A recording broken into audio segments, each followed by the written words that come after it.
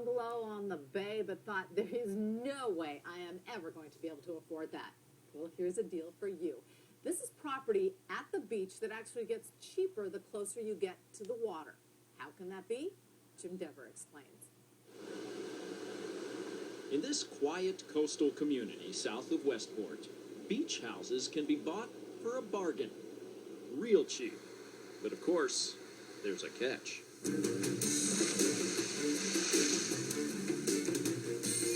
Well, this is kind of hard to picture, but there was a whole other across the street from this house that, there's like a whole street that was here that fell in 2 years ago. Professional photographer Erica Langley keeps close watch of the property around here. I think it's really poignant to see these places when they're not entirely broken. Like, I want to show you this shot here. Through the lens of her camera, she's seen home after home wash away at Washaway Beach. See how it's totally wrecked and broken and a pile of rubble, but there's still curtains in the windows. And that detail says that somebody cared. This was somebody's place. Erica began documenting the destruction at Washaway Beach 5 years ago after purchasing a place of her own. 3 livable lots for just $15,000.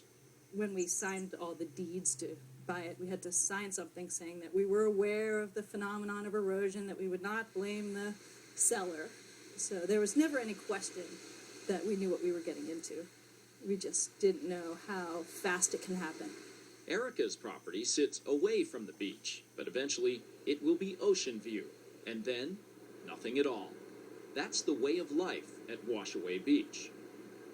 There's sort of a camaraderie and a somberness, too, because everybody who has a place here knows it's going to be them eventually.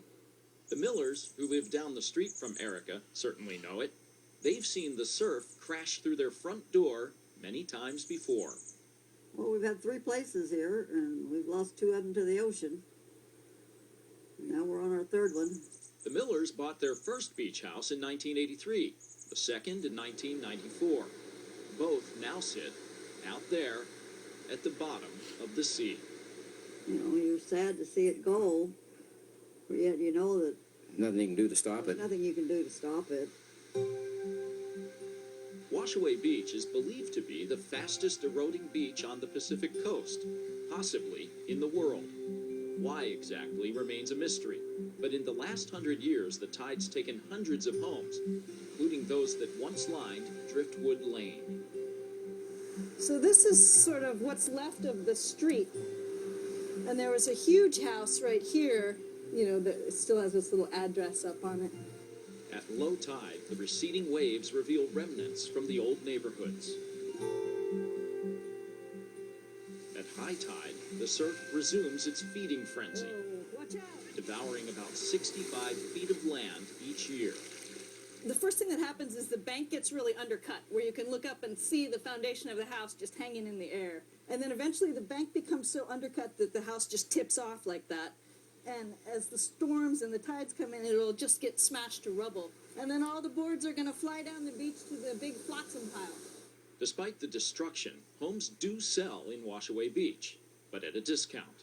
Here, an ocean view lot costs about $20,000.